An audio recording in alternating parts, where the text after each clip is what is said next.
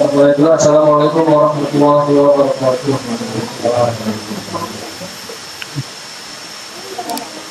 Wah, ramai. Udah mulai ramai ya? Udah ramai sebenarnya, udah mulai panas. Udah panas. Ya, kita hari ini bakal ngobrol lagi. Siang ini ngobrol santai, tapi dalam insya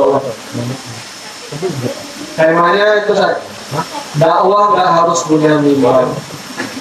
Ya. Jadi banyak yang nggak tahu kalau dakwah itu ternyata nggak butuh mimbar. Mimbar itu apa sih? Mimbar itu tempat, ya, tempat kita diberikan tempat untuk berbicara. Nggak harus ini seperti khotib itu. Karena siapa tahu mimbar kita itu bukan panggung, tapi cara kita hidup. Coba angkat tangan siapa yang pernah merasa nggak pantas untuk berdakwah, merasa nggak pantas untuk ngajak orang dalam kebaikan. Kami karena masih banyak salahnya. Ada nggak di sini? Ada ya. Pernah masa itu ya? Masih ada lagi yang merasa nggak pantas untuk mengingatkan kebaikan. Cuma satu nih, masya Allah, semuanya udah ya, sudah yakin. Berapa pantas sholatnya? Ini lebih benar lagi. Ya nanti itu kita masuk, boleh aja. Ya tenang ya teman-teman, itu semua pernah kita rasain. Jadi pernah kita rasain. Cuman hari ini kita bakal bareng-bareng gimana sih caranya tetap bisa berdakwah, mengingatkan dalam kebaikan, walau nggak diberikan tempat. Walaupun kita tuh masih banyak kurangnya. Di sini udah ada Ustaz Jufri yang insya nemenin kita ngobrol di podcast rutin kita yang biasanya hari Sabtu di Notif Kopi. Hari ini kita pindah di Wai Betung. Setelah semuanya diberikan kenikmatan berupa ujian-ujian, insya Allah nanti kita akan nikmati air sungai. Bagi yang haus, tetap minumnya air yang steril ya, jangan air sungai.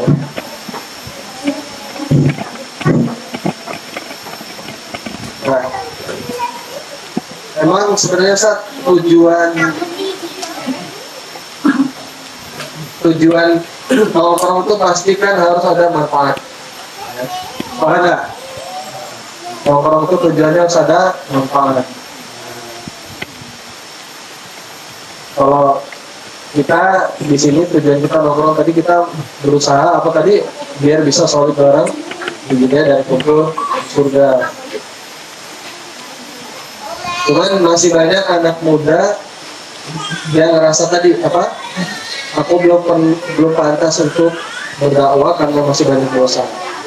Bagaimana Ustaz? Karena di sini semuanya kayaknya punya dosa kecuali yang ini. Gimana Ustaz? Kalau ada di antara sini yang masih nggak mau menyampaikan kebaikan karena merasa masih punya dosa.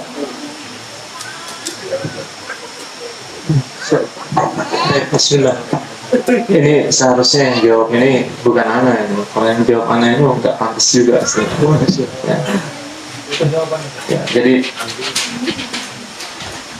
bagus ya.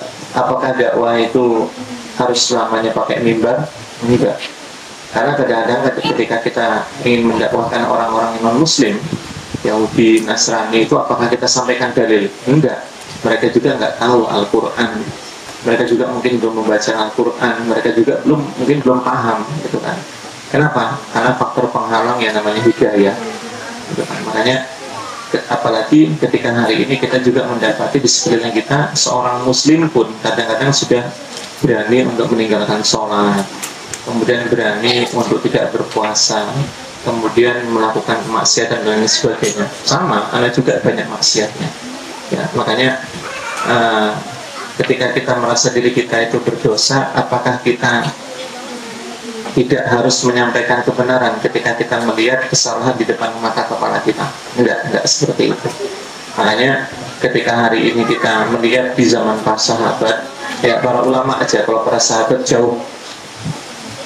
Imam Ahmad bin Hanbal itu kan kalau pengen nulis satu hadis, beliau itu sholat 2 rakaat dulu, diamalkan dulu, ya baru kemudian ditulis. Beliau tidak akan pernah menulis hadis yang beliau dapatkan dari gurunya sebelum beliau mengerjakan sholat 2 rakaat dan mengamalkan amaliyah di dalam hadis tersebut. Nah, kalau kita ingin mengikuti standarnya Imam Ahmad, kita tidak akan pernah bisa berdakwah. Ya, kalau kita ingin ikuti standarnya para ulama, kita sulit untuk menyampaikan dakwah. Nah, sekarang ini kan dakwah itu berkembang. Makanya kan ada namanya dalam sebuah kitab fisik dakwah gitu kan. Dalam cara menyampaikan Islam itu nggak harus selamanya di atas mimbar. Ya kan, terus gimana? Melalui catatan-catatan, kemudian share-sharean, kemudian ada tulisan-tulisan yang akhirnya itu tersentuh kepada hati kita. Kita juga menyampaikan kepada teman-teman kita, sahabat kita, satu circle. Ya kan, agar apa? Agar bisa menjadi renungan hati untuk sama-sama saling mengingatkan. Karena bagaimanapun juga dakwah itu harus terus tersampaikan. Bahkan sampai Rasulullah SAW menyampaikan kan, balighu anni walau ayat. Ya, sampaikan dariku walaupun cuma 1 ayat. Insya Allah kalau di sini kan sudah banyak ayat yang dihafal. Jadi ketika kita sudah mulai banyak menghafal ayat, jadi kalau apa yang disampaikan oleh Rasulullah SAW itu ya harus disampaikan. Nah, makanya anak kadang-kadang itu kalau sudah hampir menyampaikan sesuatu yang mungkin anak belum sampaikan, anak tanya sama istri gitu kan, salah enggak gitu kan. Ya akhirnya apa? Dapat banyak masukan dan lain sebagainya. Ya, karena memang bagaimanapun juga ketika hari ini kita ingin menyampaikan dakwah juga kita harus mengevaluasi, mengoreksi. Karena terkadang orang yang kenal sama kita itu lebih sulit untuk kita ajak daripada orang yang tidak kenal, ya kan? Orang kenal kita, heleh, pasti kayak gitu, ya kan? Heleh, opo ya, kayak gitu kan? Dulunya paling anak kecil kencing, nggak lurus gitu kan. Nah, tapi kalau nggak kenal sama kita, itu lebih mudah untuk kita ajarkan dan lebih mudah untuk kita ajak. Makanya sekarang ketika orang sudah mulai mengenal kita dalam kebaikan, ya kita harus istiqomah dalam menyampaikan kebaikan. Walaupun mungkin kita belum bisa menyampaikan di atas mimbar, karena banyak syarat-syarat yang harus dipenuhi. Tapi kalau kita nyampaikan dalam bentuk video pendek, short kan, dalam bentuk tulisan-tulisan, dalam bentuk makalah, dalam bentuk poster ataupun flyer yang itu mengena, tidak masalah. Kenapa? Itu mungkin baru batasan dakwah yang baru bisa kita share. Kalau kita diberikan kemampuan sama orang lebih, ya why not? Ya kenapa? Tidak, gitu kan. Barakallahu fikum. Artinya yang paling penting itu kita diusahakan kalau mau ngajak orang itu kita juga udah melakukan, ya. Karena ada ancaman sudah, maka Allah benci itu di surah As-Saff itu, sungguh besar kebencian Allah kepada orang-orang yang mengatakan apa yang tidak dia kerjakan. Itu garis bawah itu, teman-teman. Jadi boleh semuanya ngajak kebaikan, tapi pastikan kita sudah melakukannya. Tadi luar biasa tadi Imam Ahmad. Kalau ini bisa teman kita, ya bukannya takut berdakwah, malah takut dosa, takut untuk sholat karena masih banyak dosa kan. Ya, ini lebih lagi ya. Kasuistiknya lebih dalam lagi ya. Gimana itu? Ya, dulu anak ketika masih di pondok itu kan guru anak Ustaz Agus Supriyadi, beliau menyampaikan terkait dengan Tazkiyatun Nufus, temanya ikhlas, ya kan? Jadi kan sering kadang-kadang itu kan ketika kita itu awal bulan itu kadang-kadang ada teman kita yang dapat kiriman dari orang tua di pondok, kadang ada yang nggak dapat. Ya, jadi kadang-kadang kita tuh minta, kadang-kadang teman kita meremut. Kita ngomongnya apa? Ikhlas nggak ini? Ikhlas nggak ini? Gitu kan? Nah, maka kemudian akhirnya temannya sudah nggak enak, makanannya sudah dipegang, nggak mungkin nggak dikasihkan gitu kan? Akhirnya apa? Ikhlas nggak ikhlas? Akhirnya ya sudah dikasih. Nah, terus kemudian ketika hari ini kita ingin mengamalkan amal ibadah apapun itu, mau itu wajib, mau itu sunnah, kadang-kadang kan kita berpikir, ya kan? Nanti dululah orang mengamalkan amal ibadah itu kan syaratnya kan 2, 1 ikhlas karena Allah, 2 ngikutin Nabi. Loh, ikhlas itu kalimatnya kan takhallus, yaitu apa? Memurnikan niat. Ikhlas tidak akan pernah bisa tumbuh pada diri seorang manusia kalau tidak dipaksa. Ya kan, makanya apa? Kalau kita mengamalkan amal ibadah itu nunggu ikhlas, ya kita nggak akan pernah mengamalkan amal ibadah itu. Sama halnya ketika hari ini kita pengen mengerjakan sholat, males lah, gue banyak dosa ini, banyak maksiat ini, banyak melakukan perbuatan dolim, gitu kan. Tapi kalau sholat malu sama Allah Subhanahu Wa Taala. Justru itu karena malunya kita melakukan maksiat, kita harus banyak sholat. Jangan malu untuk melakukan amal ibadah sementara tidak malu melakukan maksiat, gitu kan. Makanya ya kita harus berupaya semaksimal mungkin. Adapun ketika kita dulu pernah mungkin melakukan kesalahan, ya siapa manusia tidak melakukan kesalahan? Siapa yang di depan terluput dari sebuah dosa? Pasti ada, gitu kan. Makanya kita evaluasi, kita perbaiki. Dan adapun ketika kita mengajak orang lain bukan berarti kita soalim, enggak. Ya, sekali lagi kita sampaikan bukan kita karena soalim, tapi kita ingin menyampaikan sesuatu yang mengena kepada hati kita sampaikan kepada saudara kita agar saudara kita itu berubah. Terkait dengan dia berubah atau tidak, tugas kita untuk berdakwah itu selesai. Ya, barakallahu fiik. Insyaallah. Jadi ingat ada kata-kata keren Ustaz. Ya. Sebenarnya bukan seberapa sering kita itu menyampaikan kebaikan, atau mungkin bahasanya ceramah ya kalau Ustaz itu.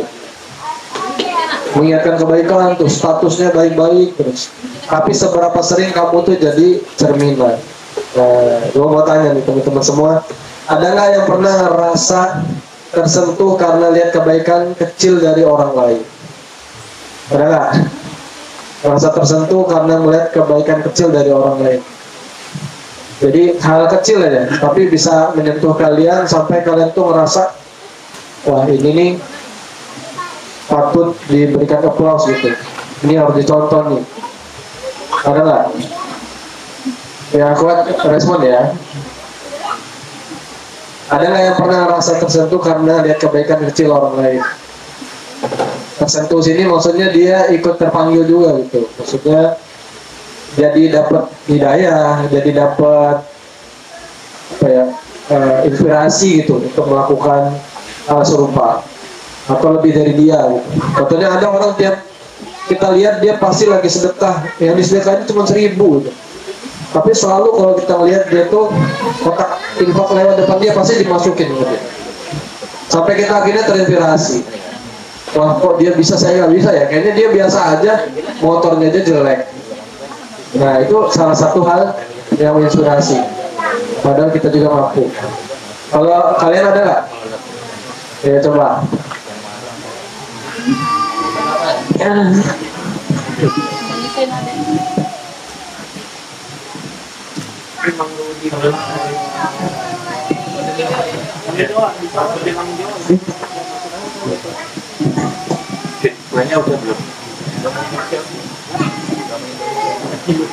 Assalamualaikum warahmatullahi wabarakatuh.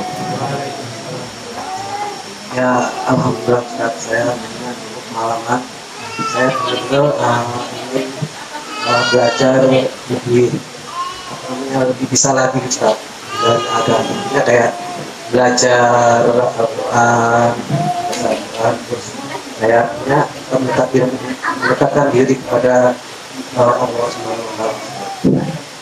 Ya dulu pernah saya ngalamin, saya pengen belajar untuk memperbaiki bacaan Al-Quran. Ya alhamdulillah dari situ ya saya ada niat memang untuk benar belajar itu ya bisa gitu untuk mencontohkan contohkan usaha saya nanti punya anak nanti gitu. Ya,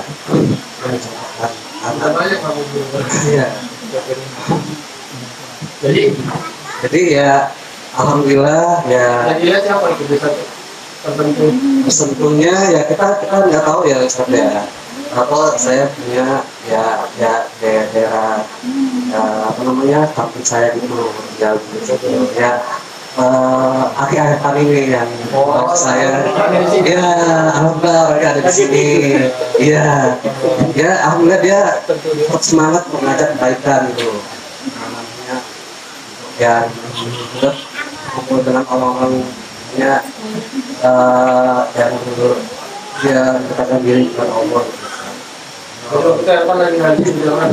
ya lagi pas lagi di sholat itu kan enggak pas sudah pulang dari sholat ya mungkin dia cara kan kayak mengajak kebaikan itu nggak kenal gitu akhir-akhir ini ya dia ya kenalan gitu ya ngajak saya untuk kayak awalnya bukan baca Al-Quran awalnya dia kayak untuk kajian dulu gitu kajian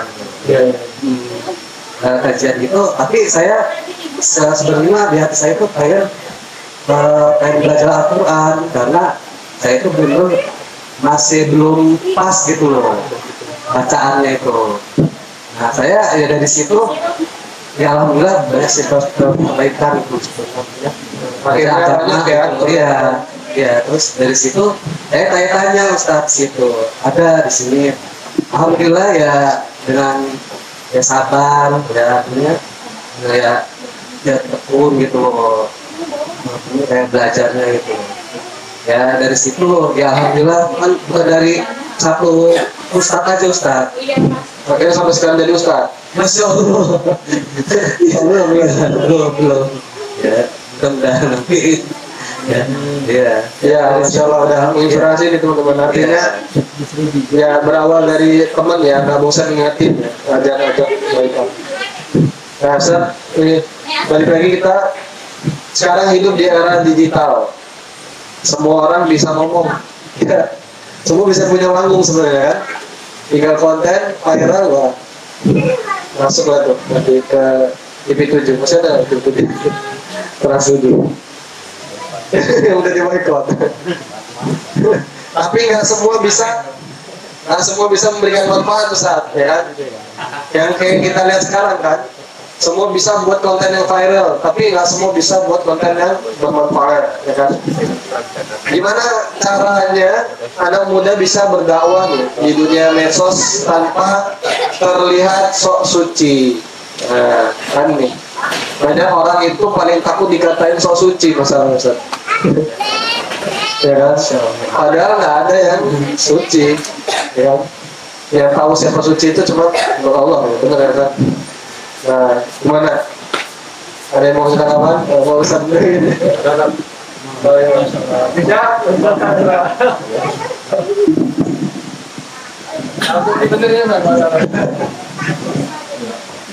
sebenarnya simpel Pak. Jadi masalah dianggap kesimpulannya itu tergantung kita bisa ya.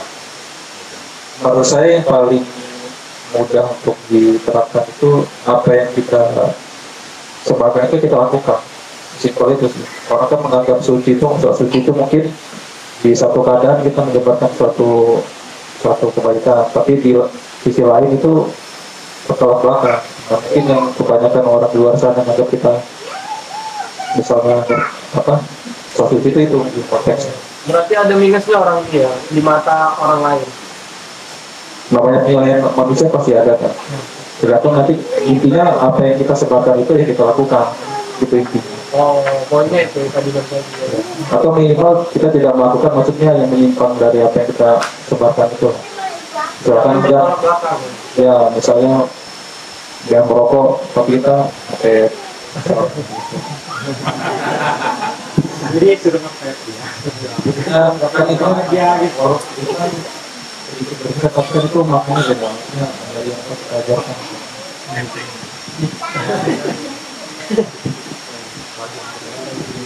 Ada lagi yang mau?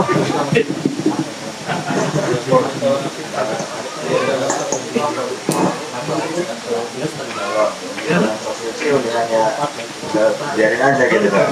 Kalau dibilang kayak nanti bilang kayak Ustadz gitu ya, aminin aja kan doa kan gitu kan.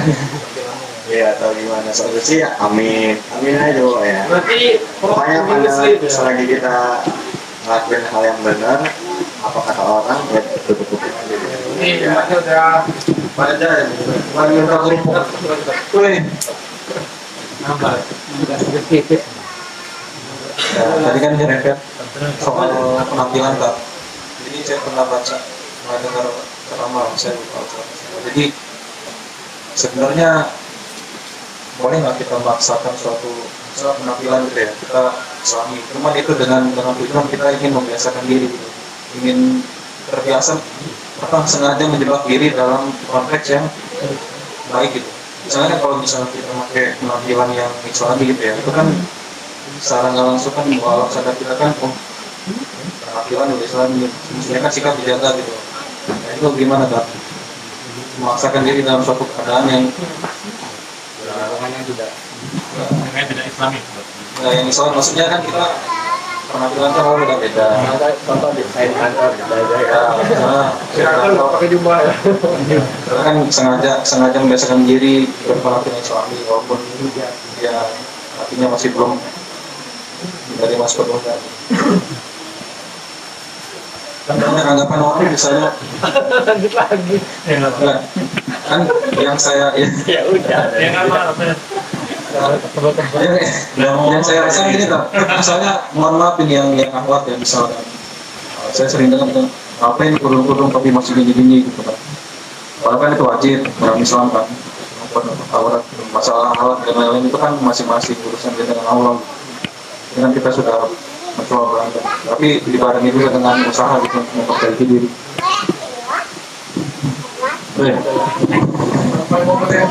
Nah, Masya Allah ya.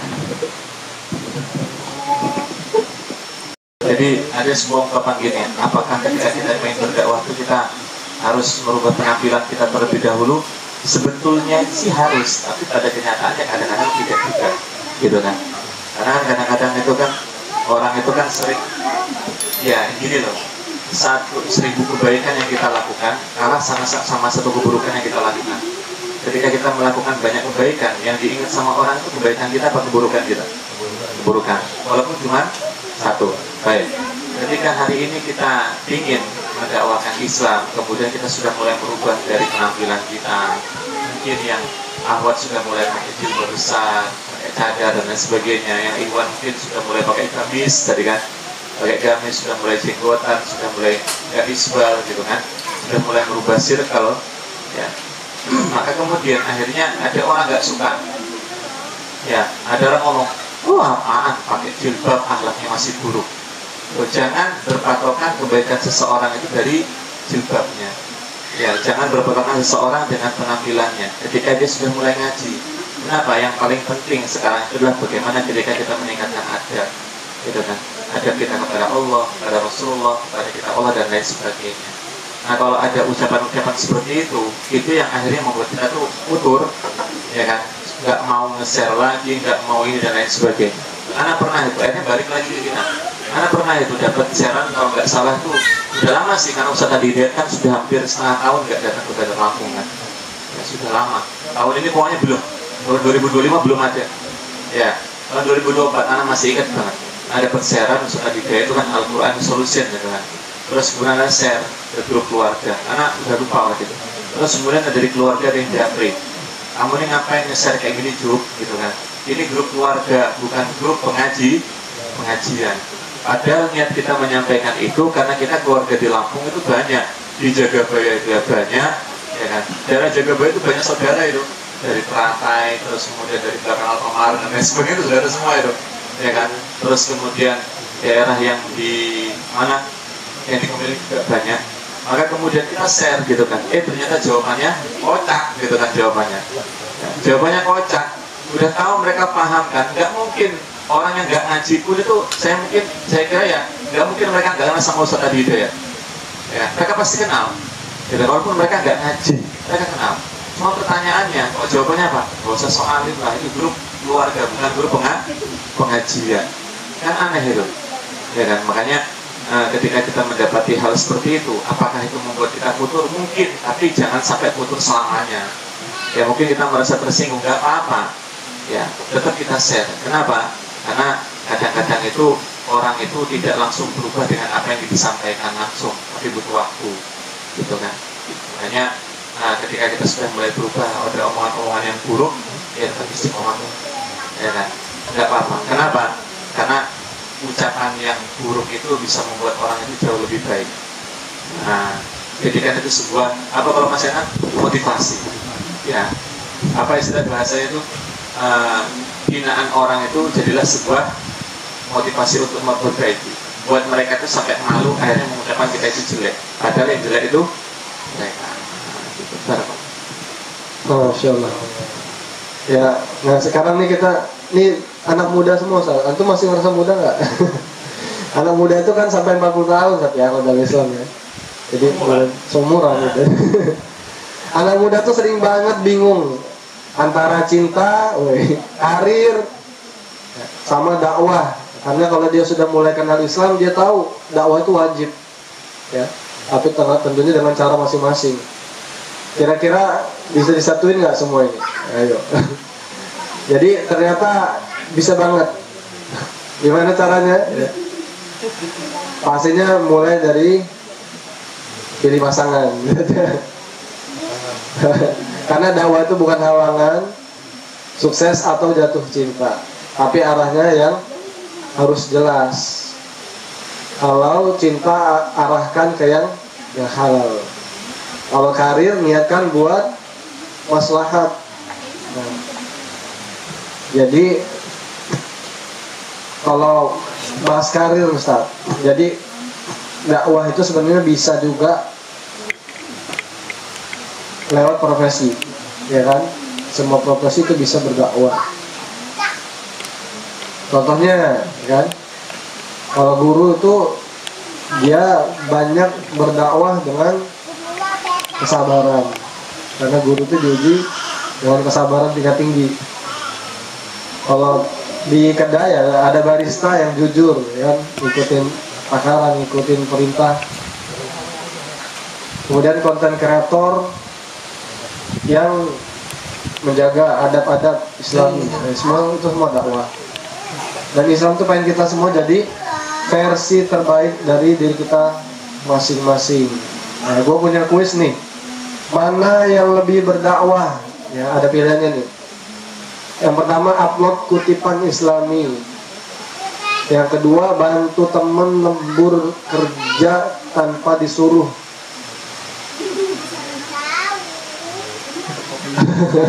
Dapat kopi ya Mas. Yang pertama, dia upload kutipan Islami. Dia berdakwah tuh, situ kan kayaknya sih berdakwah. Yang kedua, dia bantu teman lembur kerja tanpa disuruh. Ya. Yang mana yang lebih berdakwah di antara dua ini? Ada yang masih tanggapan? Kutipan itu ibaratnya gambar jaring banyak. Iya.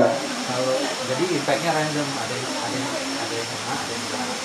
Kalau yang bantu langsung, ya itu mungkin impactnya cuma kepada teman satu itu aja, secara langsung. Tapi lebih kena biasanya langsung dibantu secara langsung. Iya. Sure. Nantinya pakai apa? Ternyata memang yang paling dakwah itu bukan yang paling banyak ngomong aja, ya kan? Tapi paling banyak action.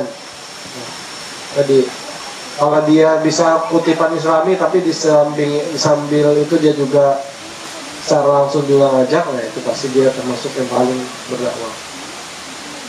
Nah, Ustaz, kalau kita mau mulai berdakwah tapi belum pede, kira-kira langkah pertama apa nih? Belum percaya diri tadi karena masih ada kekurangan. Masya Allah. Ya, ini bagi teman-teman sekalian ya. Ketika kita pengen berdakwah, sudah gemes dengan dunia kita yang kayak Konoha, mau jadi akad suki juga nggak jadi-jadi, mau ngirim saringan juga kita nggak punya saringan kan. Nah, terus ya malah bahas One Piece kan. Terus apa yang harus kita lakukan gitu kan? Ketika kita pengen berdakwah, sementara kita belum tahu nih awal apa yang harus kita mulai. Jadi ternyata dulu ketika anak dapat amanah jadi ketua KMI ya, Komite Islam itu walaupun cuma setahun itu ada sesuatu yang kita dapatkan dari guru kami. Itu bagaimana ketika kita menginginkan seseorang memberikan dakwah, yang memberikan lahan dakwah kepada dia, tapi dia pengen berdakwah, cuma dia bingung awal mulanya gimana. Maka kemudian banyak sekali jawaban-jawaban yang luar biasa. Satu, buat sekolah khotib. Kedua, suruh ngikutin ustadz yang dia sukai dimanapun dia berada. Contohnya apa? Contoh Ustadz Agus lah, kita ambil yang Ustadz senior. Jadi ketika misalnya beliau ngisi di A2A, kita ngikut. Ngisi di Alikma, kita ngikut. Beliau khutbah di mana, kita ngikut. Maka akhirnya lama-kelamaan itu gaya dakwah beliau bisa kita ikuti. Ya kan? Terus kemudian akhirnya apa? Selanjutnya kita perbaiki diri kita. Ketika kita perbaiki diri kita mulai gabung dengan komunitas-komunitas dakwah. Nah, ketika komunitas dakwah itu kita sudah mulai bergabung, maka kemudian akhirnya apa? Ketika ada jadwal di sana, maka kita harus memberanikan diri untuk mengiyakan, ya kan? Sehingga akhirnya kita mulai ngetes mental kita, ya, ngetes mental kita. Sama, anak juga kayak gitu. Dulu awalnya itu dakwah itu megang mic itu gemeter, ya. Sekarang juga masih gemeter, ya kan? Kalau lapar, gitu kan? Makanya dari sini kita harus bisa memulai, ya, memulai ketika kita ingin berdakwah itu. Jangan langsung di atas mimbar, tapi kita ikutin rulesnya dulu. Ya, kita lihat sekarang itu, masya Allah, guru-guru kita sekarang itu nggak semuanya basicnya anak pondok, ya kan? Nggak basicnya anak pondok, tapi kenapa mereka bisa menjadi seorang ustadz? Karena keprihatinan mereka terhadap pendidikan, terhadap keadaan sekarang, sehingga mereka harus ngomong, ya kan? Terus kemudian yang terakhir kita belajar retorika. Retorika itu penting, mas, ya. Maka kalau Anda ditanya siapa retorika terbaik di Indonesia, Anda jawabnya pasti Zainuddin MZ. Ya, no debat itu kalau bagi Anda. Kalau Anda mungkin milihnya yang lain silakan. Tapi kalau Anda Kiai Haji Zainuddin MZ. Kenapa? Di zaman beliau, ketika beliau berdakwah pun sampai sekarang itu retorikanya masih masuk. Apa yang beliau sampaikan masih masuk akal. Retorikanya jelas luar biasa. Padahal di zaman segitu kita masih SD. Ya kan? Makanya ketika kita ingin berdakwah, kita harus punya gaya dakwah sesuai dengan idola kita. Nanti kita akan lama-lama ngikut, kemudian termotivasi dengan apa yang beliau baca, apa yang beliau pelajari, sehingga akhirnya kita mulai termotivasi untuk menyampaikan kebaikan. Dan satu tantangan yang Anda dapatkan ketika kita ngisi pengajian, ada pertanyaan yang tidak bisa kita jawab, jangan dijawab, jadikan itu PR. Wallahu a'lam. Kenapa? Karena kalau kita bisa menjadikan itu PR, maka insya Allah ketika kita menyampaikan materi yang sama di tempat yang berbeda, kita sudah siap dengan perencanaan random yang mungkin hampir sama, kita jawab dengan apa yang sudah kita tanyakan ketika kita tidak tahu. Ya, sehingga akhirnya apa? Mulai naik lagi ilmunya. Ya, insya Allah seperti itu. Barakallah. Ini sebenarnya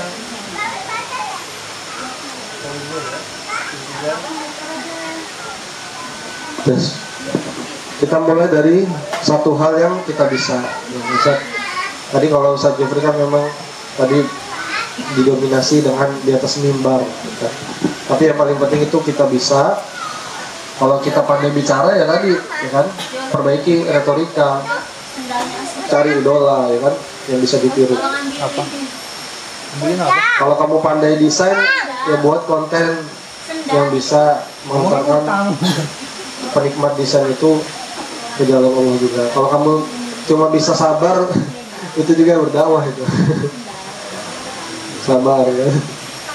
Karena sabar dan syukur itu jalan menuju surga. Nah teman-teman, dakwah itu bukan cuma tugas ustadz, kan? Dakwah itu adalah cara kita bersyukur. Karena setiap kebaikan kecil bisa jadi sebab Allah selamatkan kita nanti. Ya, karena kita benar-benar nggak tahu dari jalan mana, sebab dari pahala mana kita tuh akan ditolong Allah, dimasukkan dalam surganya. Bisa jadi yang banyak kita kira itu baik, yang menentukan kita surga, ternyata bukan. Ya. Bisa jadi ternyata cuman yang kita dengar kan, ada hadis yang seorang PSK ya, atau dan lain-lain, dia banyak melakukan keburukan, dia cuma menolong makhluk yang juga hina, ya kan? Yang di situ ada najisnya, dia butuh minum, diambilkan. Ternyata dari perantara itu dia masukkan ke dalam surga. Artinya ternyata banyak hal-hal sepele itu ternyata bisa masukkan ke surga juga. Maka kita harus terus ada hadisnya Ustaz ya. Nah kalau nggak salah itu semua kebaikan itu sedekah. Jangan kamu anggap remeh walau hanya Ustaz, walau hanya memberikan sebutir kurma. Contoh kecilnya misalkan kita di kamar mandi lihat ada semut itu lagi berenang kan, dia nggak bisa naik, kita tolongin, kemudian kita injak sama aja. Tolongin udah itu dilepasin. Nah, itu bisa jadi itu menyebabkan kita masuk ke surga. Ya kan? Karena barang siapa yang mau disayangi maka hendaklah dia menyayangi, ya kan? Mungkin itu salah satu jalan insyaallah. Mungkin itu obrolan kita siang ini hari ini. Alhamdulillah, semoga kita semua bisa solid bareng di dunia dan kumpul bareng di surga. Amin ya rabbal alamin. Kita jumpa lagi pekan depan, insyaallah balik lagi di tempat nongkrong kita di kedai Dua Tuku Kopi setiap Sabtu jam 4:30 sampai maghrib sambil ngopi. Insyaallah. Oke. Kita tutup dengan alhamdulillah. Assalamualaikum warahmatullahi wabarakatuh.